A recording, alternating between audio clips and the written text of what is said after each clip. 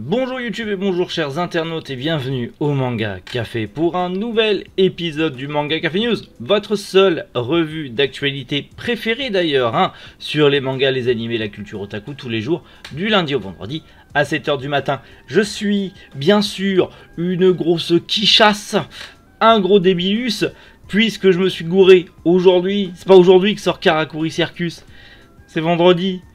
Je sais pas pourquoi, j'étais persuadé que ça sortait aujourd'hui. D'ailleurs, il n'y a même pas de manga qui sortent aujourd'hui. Donc désolé, fausse joie. Même pour moi, fausse joie d'ailleurs au réveil. Mais vendredi. Mais bon, vous êtes là pour l'actu d'aujourd'hui. Donc on s'en fout. Allez, c'est parti pour l'actu d'aujourd'hui.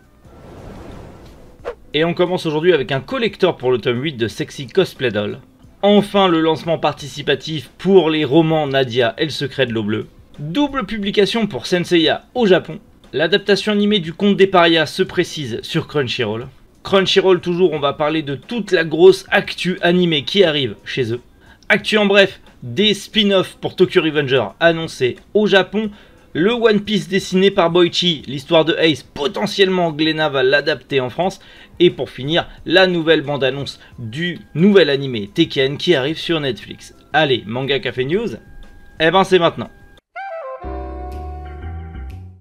Petite annonce collector, oui des collectors il y en a plein, mais vu le succès de Sexy Cosplay Doll, le tome 8 aura le droit à son collector. Alors en vrai il a déjà eu ce collector dans d'autres pays, mais ça arrive enfin pour nous en France.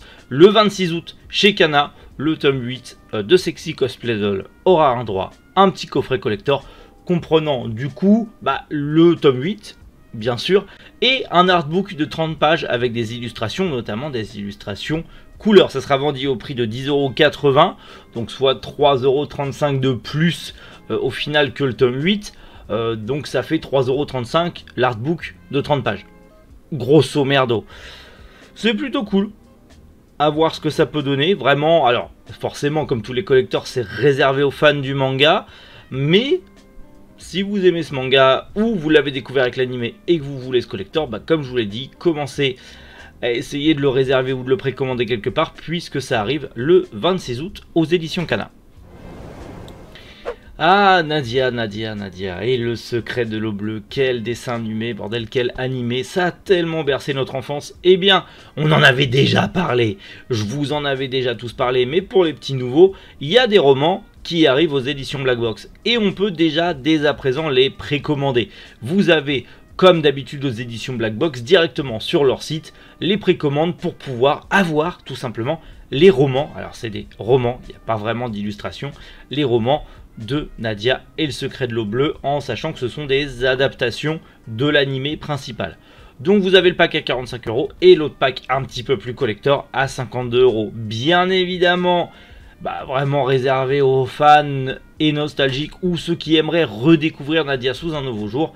Mais en tout cas, c'est ultra cool de la part des éditions Black Box de nous sortir ces romans qui étaient disponibles que au Japon jusqu'à présent et de les avoir enfin en France. Ça, c'est ultra cool parce que Nadia, c'est trop bien. Et oui, la nostalgie n'a pas de limite. Senseiya, on va continuer dans la nostalgie, même si pour le coup c'est très, on va dire, récent. Deux nouvelles prépublications pour Senseiya au Japon. Alors forcément c'est dans le Champions Red, là où beaucoup de spin-off de Senseiya ont été prépubliés. Et on a du coup une histoire annexe à Santiacho qui est en préparation. C'est un spin-off de Santiacho, c'est une histoire additionnelle à Santiacho qui arrive. Donc ça c'est plutôt cool. Mais surtout les copains, alors Santiacho c'est en 16 tomes, c'est dispo justement chez Kurokawa si jamais vous voulez lire ce spin-off où du coup les chevaliers sont des chevalières. Je sais pas si ça se dit, mais en tout cas les seiyars, les saints de bronze sont en fait des femmes et non des hommes. C'est un spin-off, il est pas mal, il est vraiment pas mal, c'est pas trop girly, donc moi ça me va. Mais surtout la deuxième prépublication, Cocorico les copains, c'est Senseiya Time Odyssey, la bande dessinée française d'Arnaud Dolène et Jérôme Alquier qui arrive en prépublication aussi au Japon dans le même magazine. C'est plutôt cool. Faut savoir que Kuromada aussi a validé les travaux. Pour rappel, on en avait déjà parlé, mais on en reparle vite fait. Cette bande dessinée arrive chez Kana très prochainement et 5 tomes sont prévus. Chacun de ces 5 tomes comportera une histoire additionnelle sur l'un des 5 chevaliers de bronze. Donc Seiya, Shiryu, Yoga, Shun et Ikki. Donc clairement, c'est trop bien. J'ai hâte que ça sorte, je suis un gros fanboy, m'en voulez pas. Mais c'est plutôt cool que ça soit pré-publié dans le magazine de publication où il y a par exemple Sun Tiacho ou Lost Canvas. C'est ultra cool. Donc oui, j'ose le dire, mais un putain de gros cocorico, on est pré-publié au Japon. Et ça, ben, je suis désolé, quand on est fan de Senseiya, c'est la putain de classe. On en avait déjà parlé, mais c'est sûr maintenant, on a une confirmation, le conte des parias. Le manga dispo chez Doki Doki, peut-être que vous l'avez découvert grâce au Manga Café News, allez savoir. Mais en tout cas, il a le droit à son adaptation animée. Bon, on savait que Crunchyroll allait avoir le droit du simulcast, mais c'était pas encore officiel, c'était pas encore sûr. Bah là, c'est bon, ça a été confirmé. Crunchyroll a les droits de simulcast pour l'adaptation animée. Ça s'appellera du coup The Tale of Outcast, donc pas le conte des parias, c'est le titre international. On verra bien quand ça arrivera. Normalement, c'est bientôt disponible en France. Il n'y a pas réellement de date précise, en tout cas pour la diffusion, en tout cas le simulcast sur Crunchyroll. Mais, comme je vous l'ai dit, l'ADA est jolie, l'époque victorienne, ça me plaît bien. À voir si, du coup, l'animé va me donner envie de lire le manga. Vous vous rappelez quand je vous disais que Kazé qui rejoint Crunchyroll, ça va faire du bruit, on va s'en prendre plein la mouille, ça va devenir le big boss du manga et de l'animation en France. Bah regardez, je vous ai pas menti, Crunchyroll et Kazé, /Kazé, Kazéroll, Crunchy Kazé, dites-le comme vous voulez en commentaire, on sait pas. Mais en tout cas, ils ont annoncé déjà pas mal de supports physiques qui vont arriver chez eux, notamment Dr Stone, donc la saison Stone Wars et la saison World Heroes. Notamment Dr Stone avec la dernière saison en date, donc Stone Wars. Il y a My Hero Academia World Heroes Mission, donc c'est le dernier film en date. Et ainsi que la saison 5, tout ça va arriver en fin d'année en DVD et en Blu-ray chez Crunchyroll. Ça sera plus estampillé et casé. Du coup, ça va peut-être changer un petit peu dans votre collection si vous collectionnez les animés en physique. On a aussi Sailor Moon qui revient dans une nouvelle réédition remake avec une VF retravaillée, avec en plus potentiellement un coffret collector réservé, vraiment, il n'y aura que 1000 coffrets qui contiendra donc du coup cette réadaptation ultra HD de Sailor Moon qui sera complétée en plus par des archives qui manquaient dans la première adaptation AB. Donc il y aura, ça sera plus complet que ce qu'on a connu sur Club Dorothée. Il y aura un coffret spécial pour accueillir toutes les autres saisons. Là c'est juste la saison 1, c'est ultra cool. Là c'est 100% nostalgique, mais bordel, merci Crunchyroll, c'est trop bien. Ils se sont cassés le cul pour avoir les morceaux manquants qu'on n'avait pas chez AB Productions pour nous sortir réellement Sailor Moon tel qu'il a été conçu en VF. Messieurs dames, ça a été redoublé en VF. Incroyable, avec les VF de l'époque, hein. Attention, c'est trop fou. On a aussi du coup sortie physique prévue pour 2023, notamment le film Jujutsu Kaisen 0, Black Lagoon, le remake de l'animé, ainsi que Platinum End. On n'a pas de date précise, mais bien évidemment on en reparlera. Pareil, vous le savez, en 2023, niveau simulcast, déjà Shangri-La Frontière, on en a déjà parlé, ça arrivera sur Crunchyroll.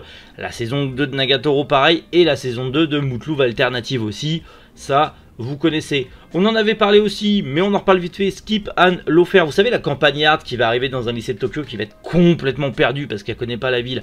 Ça arrive, dans tous les cas, l'animé, c'est bon, Crunchyroll a les droits, ça sera en simulcast aussi.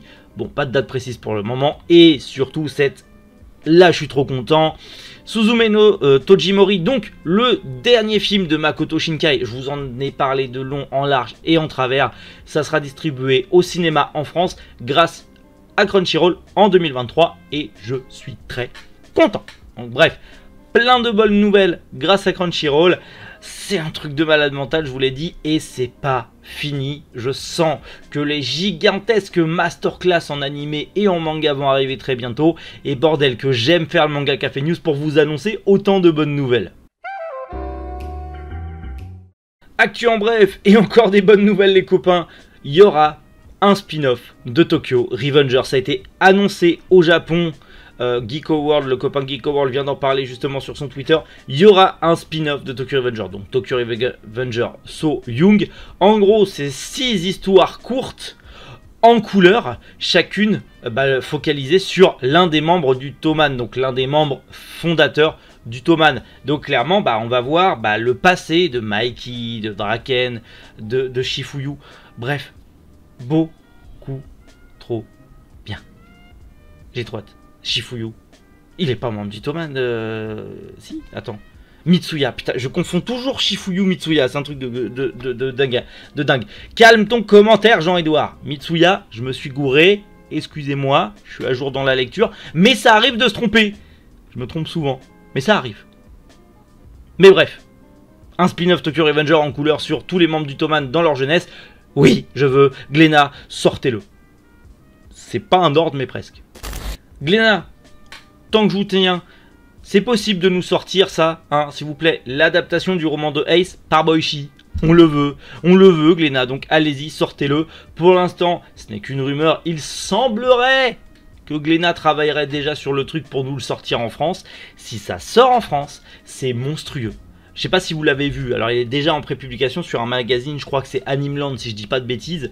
Mais bordel, il est monstrueux, enfin Boichi a fait un taf monstrueux dessus, je le veux absolument en manga physique. Je le veux. Donc Glénat, bon, j'ai une toute petite chaîne YouTube de rien du tout, donc je suis personne pour vous donner des ordres, mais s'il vous plaît, soyez gentils, sortez-nous-le. Puis vous allez le sortir vous connaissant, donc ça va être trop bien, bordel, je hâte de le lire. Le relire en tout cas. Tekken Bloodline arrive sur Netflix, on le sait, on a le tout nouveau thriller qui sort. Alors, on a cette CGI un peu à la Kengan Ashura, quoique c'est quand même plus joli que Kengan Ashura, mais malgré tout, putain de mouche, malgré tout, un manga, enfin un animé Tekken, j'ai hâte de voir ça. Bon, la patte artistique, faudra s'y faire, mais j'ai hâte de voir ça. Ça sort le 18 août, donc c'est dans pas très longtemps, c'est dans un mois à peu près, enfin, un peu moins d'un mois même maintenant, donc affaire à suivre.